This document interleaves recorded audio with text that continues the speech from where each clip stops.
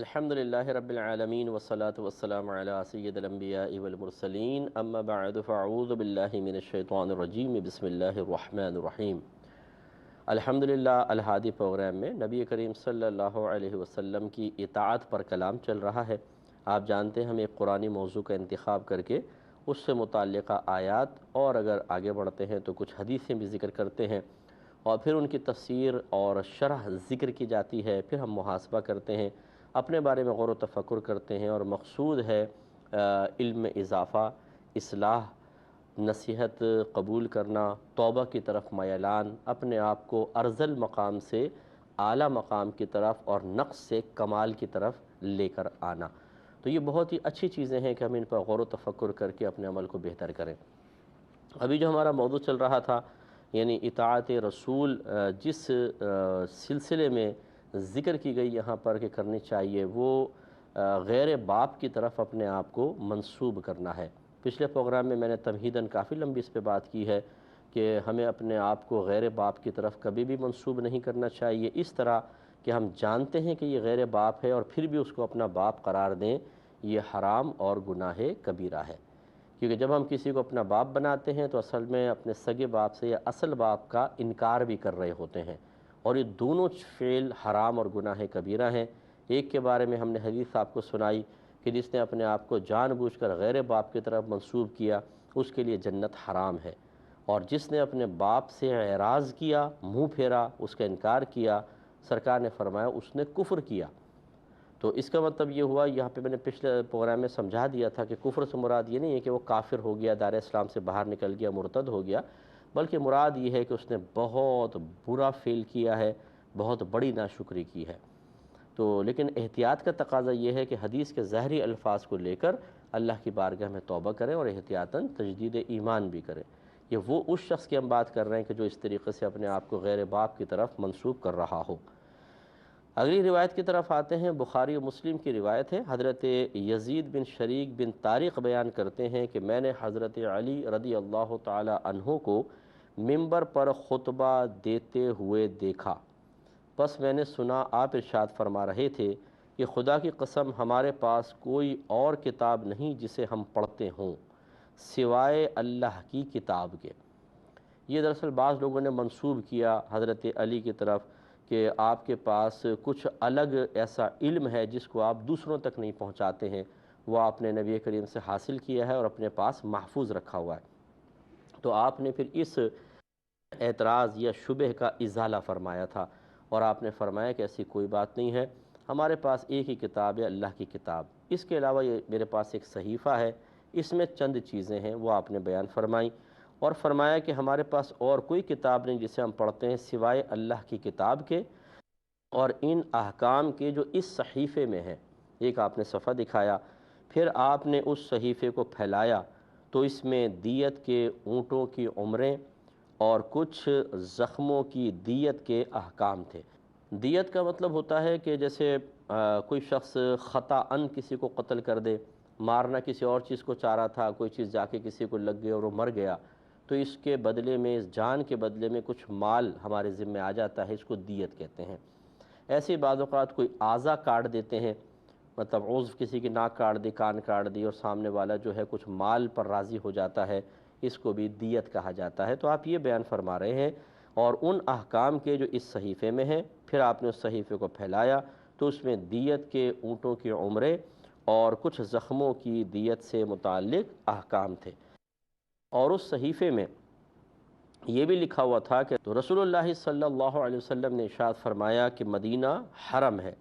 جس نے اس میں کوئی بدعت ایجاد کی یا کسی بدعتی کو ٹھکانہ دیا تو اس پر اللہ کی، فرشتوں کی اور تمام لوگوں کی لعنت ہوتی ہے۔ اور پھر فرمایا اللہ تعالیٰ بروز قیامت اس کی نہ کوئی توبہ قبول کرے گا، یعنی نہ کوئی عذر قبول کرے گا،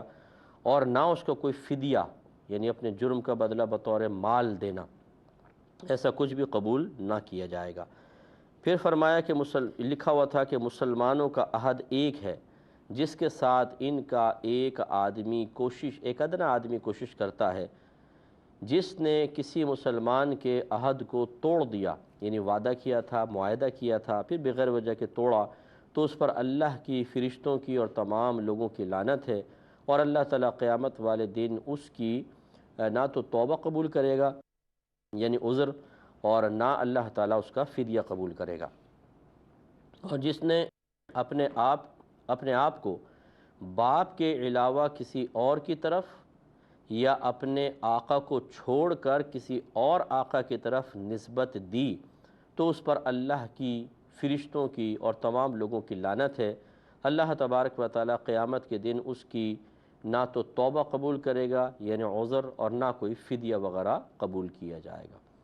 تو اس میں دیکھیں یہ چند چیزوں کا ذکر ہے، اور ہم پہلے آپ کو بتا چکے ہیں کہ جب کسی چیز پر کوئی اخروی وعید،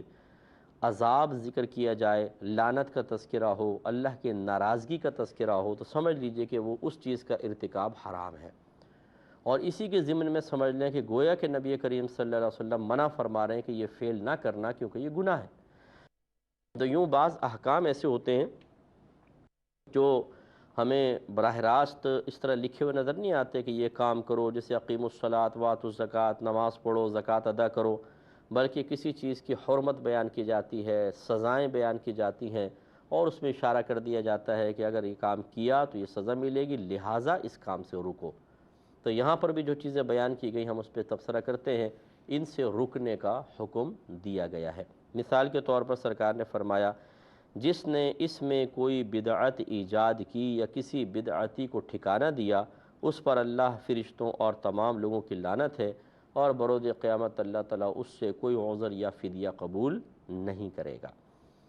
تو بدعت کا مطلب ہوتا ہے، لغوی معنی ہے اس کا نیا کام، جس کی پہلے کوئی مثال نہ ہو، اسے کہتے ہیں بدعت۔ اسی سے اللہ تعالیٰ کے لیے ایک بدیع کا لفظ بھی ہے کہ بدیع السماوات والارض، یعنی اللہ تعالیٰ بالکل بغیر کسی نمونے کے زمینوں اور آسمانوں کو پیدا فرمانے والا ہے۔ یعنی پہلے ایسا نہیں تھا کہ کوئی زمین آسمان تھے اسی کی مثل بنا دیا گیا، تو پھر تو ہم یہ کہہ سکتے ہیں کہ پہلے سے ایک ماڈل موجود تھا، پہلے ایک نمونہ موجود تھا، اس کو دیکھ کر یا اس کی مثل بنا دیا گیا۔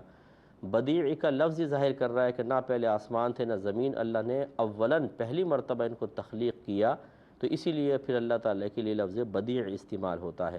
اسی سے بدعت بھی ہے، با دال عین اس کا بھی مادہ ہے۔ تو بدعت کا معنی ہوتا ہے لغوی اعتبار سے ایسی شے کہ پہلے نہ تھی، بعد میں ایجاد ہوئی ہے۔ اور شرعی اعتبار سے جو تعریف اس کی ہمارے نزدیک بالکل ہم سمجھتے ہیں صحیح ہے، وہ یہ ہے کہ نبی کریم صلی اللہ علیہ وسلم کے زمانہ اقدس کے بعد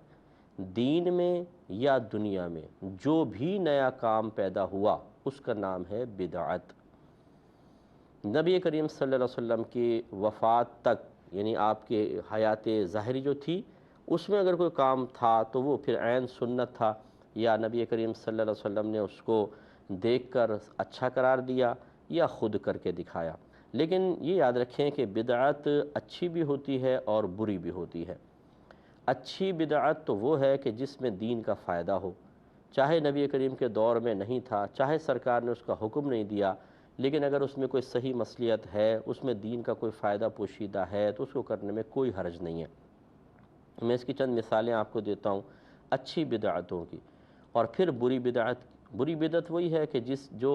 اچھی بدعت وہ ہوتی ہے جو قرآن و حدیث کے خلاف نہ ہو، اور بری بدعت وہ ہے یعنی نیا کام جو برا ہے جو قرآن و حدیث کے خلاف ہو، سرکار کے دور کے بعد شروع ہوا اور قرآن و حدیث کے خلاف ہے، اس کو کہتے ہیں وہ بری بدعت ہے۔ تو جو اچھی ہوتی ہے اس کو بدعت حسنہ کہتے ہیں، اور جو بری ہوتی ہے اس کو بدعت سیئہ کہتے ہیں۔ سیئہ، بری بدعت۔ یہ دو بدعتیں بڑی ہیں۔ پھر اور بھی ہیں کہ بدعت مباحہ جیسے ہوتی ہیں، ایسا نیا کام، نہ گناہ نہ ثواب، جیسے نئے نئے کھانے ہیں، آئس کریمز ہیں، اور ہمارے زندگی کے روزمرہ کے زندگی گزارنے کے مزید سامان ہیں، ہمارے لباسوں کے ڈیزائن ہیں، ڈیکوریشن پیسز ہیں، وہ اس دور میں نہیں تھے، یہ نئے ایجاد ہوئے بعد میں، لیکن یہ نہ گناہ ہے نہ ثواب، تو ان کو کہتے ہیں یہ بدعت مباحہ ہیں۔ اب بدعت حسنہ کی چند مثالیں دیکھیں۔ نبی کریم صلی اللہ علیہ وسلم کے دور مبارکہ میں قرآن پاک کتابی شکل میں جمع نہ تھا، اور نہ آپ نے اس کو کتابی شکل میں جمع کرنے کا حکم دیا، لیکن جب دور صدیق اکبر رضی اللہ تعالی عنہ آیا اور مسیلمہ کذاب نے جھوٹا نبوت کا دعویٰ کیا تو پھر حضرت ابوبکر صدیق رضی اللہ تعالیٰ عنہ نے صحابہ کرام کی ایک بڑی جماعت کو مقابلے کے لیے بھیجا۔ ان میں بہت سارے حافظ صحابہ تھے جو جنگ کے دوران شہید ہوئے، اور جب اطلاع ملی کہ کثیر صحابہ کرام، حافظ صحابہ کرام شہید ہو گئے ہیں، تو پھر عمر فاروق رضی اللہ تعالیٰ عنہ صدیق اکبر رضی اللہ تعالیٰ عنہ کے پاس آئے اور عرض کی کہ حضور اگر اسی تیزی کے ساتھ صحابہ کرام، حافظ صحابہ کرام شہید ہوتے رہے تو قرآن کی حفاظت کا معاملہ خطرے میں پڑ سکتا ہے۔ ویسے تو اللہ نے قرآن پاک میں وعدہ فرمایا کہ ہم نے اس کو نازل کیا، ہم اس کی حفاظت کرنے والے ہیں، لیکن اللہ تعالیٰ وسیلے اور ذریعے سے ہی ہر اپنے ارادے کی تکمیل کو ظاہر فرماتا ہے، حالانکہ وہ محتاج نہیں ہے۔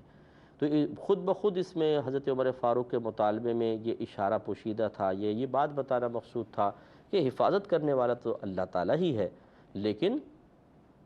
ہم اس کا وسیلہ بنیں۔ کچھ ہم پر بھی اخلاقی اور شرعی ذمہ داریاں ہیں،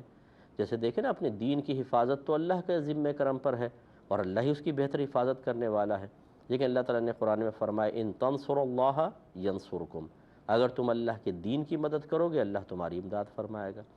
تو یہ ہمیں ترغیب دی جا رہی ہے۔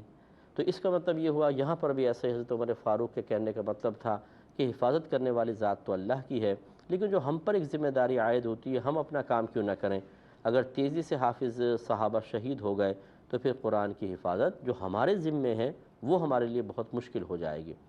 پہلے تو صدیق اکبر رضی اللہ تعالیٰ عنہ نے انکار کیا اور یہی بات کہی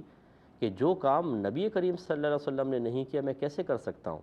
اس کا مطلب یہ ہوا کہ وہ اس دور میں بھی، دور صحابہ میں بھی یہ تصور موجود تھا کہ جو کام نبی کریم نے نہیں کیا وہ ہمیں نہیں کرنا چاہیے۔ یہ تو ہے، اگر یہ نیا کام بدعت، ہر ایک بدعت نہ ہوتا تو پھر حضرت صدیق اکبر رضی اللہ تعالیٰ عنہ ایسا نہ کہتے، وہ کہتے ہمارا دور چل رہا ہے اور ہمارے دور میں کوئی چیز ایجاد ہوئی وہ بدعت ہی نہیں ہے، ٹھیک ہے ہم یہ کام کریں گے۔ نہیں، آپ نے بھی معیار بنایا نبی کریم صلی اللہ علیہ وسلم کے دور مبارکہ کو، لیکن عمر فاروق رضی اللہ تعالیٰ عنہ اصرار کرتے رہے، حتیٰ کہ صدیق اکبر رضی اللہ تعالیٰ عنہ کہتے ہیں کہ اللہ تعالیٰ نے حق کے لیے میرے سینے کو کھول دیا اور مجھے بھی یہ سمجھ میں آ گیا کہ نہیں، کتابی شکل میں اس کو مجتمع کرنا انتہائی ضروری ہے۔ اور پھر تمام صحابہ کرام جن جن کے پاس قرآن پاک مختلف چیزوں پر لکھا ہوا موجود تھا وہ جمع کیا گیا، جو بھی آیت لے کر آتا ہر ایک سے اس پر 2 3 4 گواہ طلب کیے جاتے، وہ گواہ پیش کرتے تب اس کو اختیار کیا جاتا، اور جس ترتیب سے نبی کریم صلی اللہ علیہ وسلم نے آیات کو رکھنے کا حکم دیا اس طرح رکھ کر پھر یہ ایک کتابی شکل میں قرآن عظیم مارز وجود میں آیا۔ اور اس وقت یہ 30 سپاروں کی تقسیم نہیں تھی، بس ایک ضخیم کتاب تھی، مقدار اب بھی وہی ہے لیکن اب 30 سپاروں میں اس کو تقسیم کر دیا۔ اس وقت سپاروں کا کوئی تصور نہیں رکھا گیا تھا، یعنی وہ اس میں وہ یہ تقسیم نہیں تھی، کتابی شکل میں پورا قرآن عظیم۔ تو معلوم ہوا کہ دیکھیں یہ ایک اچھا نیا کام تھا، کیوں؟ اس میں دین کا فائدہ تھا۔ تو جو کام نبی کریم نے نہیں کیا انہوں نے کیا۔ پھر حضرت عمر فاروق رضی اللہ تعالی عنہ کا دور آیا۔ تراویح کبھی بھی نبی کریم صلی اللہ علیہ وسلم نے صحابہ کرام کو با جماعت 20 رکعت نہیں پڑھائی۔ ایک دفعہ یہ منقول ہے کہ آپ نے رمضان میں ایک دن پڑھائی، دوسرے دن پڑھائی، تیسرے دن پڑھائی، صحابہ کرام کثیر ہو گئے تو آپ نے شاید چوتھے دن آپ تشریف ہی نہیں لائے اور پھر فرمایا کہ اگر میں مسلسل اس کو پڑھاتا رہتا تو یہ نماز تم پر واجب ہو جاتی۔ دور صدیق اکبر بھی اسی طرح جماعت کے بغیر تراویح ادا کرتے ہوئے ہی گزرا، لیکن جب دور عمر فاروق آیا تو آپ نے فرمایا کہ میں بہتر محسوس کرتا ہوں کہ ایک امام کے پیچھے لوگوں کو جمع کر دوں، تو آپ نے جماعت کا اہتمام فرمایا، قاری کھڑے ہوئے اور امام اور پیچھے جماعت قائم ہوئی۔ اور جب عمر فاروق رضی اللہ تعالیٰ عنہ تشریف لائے، جماعت ہو رہی تھی، تو آپ کی زبان سے نکلا نعمت البدعۃ ھذہ، یہ کیا ہی اچھی بدعت ہے، یعنی کتنا اچھا نیا کام ہے۔ اب دیکھیں یہیں سے یہ بدعت حسنہ کو آپ سمجھ سکتے ہیں کہ اگر ہر بدعت بری ہوتی تو حضرت عمر فاروق کا یہ فرمانا درست نہ تھا، تو آپ نے فرمایا یہ کتنی اچھی بدعت ہے۔ تو یہ دور فاروقی میں ہوا۔ تیسری مثال دیکھیں، حضرت عثمان غنی رضی اللہ تعالیٰ عنہ کے دور میں پہلی اذان، جمعے کی پہلی اذان کا آغاز ہوا۔ نبی کریم کے دور میں صدیق اکبر، عمر فاروق صلی اللہ علیہ وسلم ورضی اللہ تعالیٰ عنہما، ان تینوں ادوار میں جمعے کی صرف ایک اذان ہوتی تھی، جو اذان ثانی ابھی ہماری ہوتی ہے خطبے سے بالکل پہلے، وہ ہوتی تھی بس۔ جب حضرت عثمان غنی رضی اللہ تعالیٰ عنہ کا دور آیا تو مدینے میں بڑی وسعت پیدا ہوئی، دور دور تک مدینہ پھیل گیا اور بازار مدینے کے باہر لگتے تھے۔ تو جب دوسری اذان جو خطبے سے بالکل متصل ہے وہ دی جائے اور اس وقت وہاں سے کوئی چلے جمعہ پڑھنے کے لیے، تو نہ غسل کر سکتا ہے نہ کچھ، اور بعض اوقات تو رکعتیں ملنے کا بھی معاملہ مشتبہ ہو سکتا تھا۔ تو پھر حضرت عثمان غنی رضی اللہ تعالی عنہ نے لوگوں کی غفلت کو ملاحظہ فرمایا، تو آپ نے حکم دیا، ایک مقام زورا کا مقام تھا بازار کے قریب، آپ نے فرمایا کہ ایک اذان پہلی وہاں دی جائے گی۔ یہ اس بات کا اعلان تھا کہ بھئی لوگوں ہوشیار ہو جاؤ، جمعے کی نماز اب قریب آ گئی ہے۔ لوگ تیاری شروع کر دیتے اور پھر جب آ جاتے مسجد میں اذان ثانی ہوتی اور نماز ادا ہو جاتی۔ گویا کہ اذان اول حضرت عثمان غنی کی ایجاد ہے، اس سے پہلے یہ اذان نہیں تھی، تو یہ بھی بدعت حسنہ میں آئے گی۔ پھر حضرت علی رضی اللہ تعالیٰ عنہ کے معاملات، بہت ساری چیزیں آپ نے قوانین بنائے، وہ سب اس طریقے سے پھر آگے معاملہ چلا۔ قرآن کے اعراب، مسجد پر گنبد اور مینار وغیرہ بنانا، یہ سب بھی نئی ایجادات ہیں۔ اس پر ہم مزید کلام کریں گے، لیکن نیکسٹ پروگرام میں ضرور سنیے گا، انشاءاللہ بہت فائدہ ہوگا، علم میں اضافہ ہوگا۔ اللہ تعالیٰ عمل کی توفیق عطا فرمائے، آمین۔ وآخر دعوانا ان الحمد للہ رب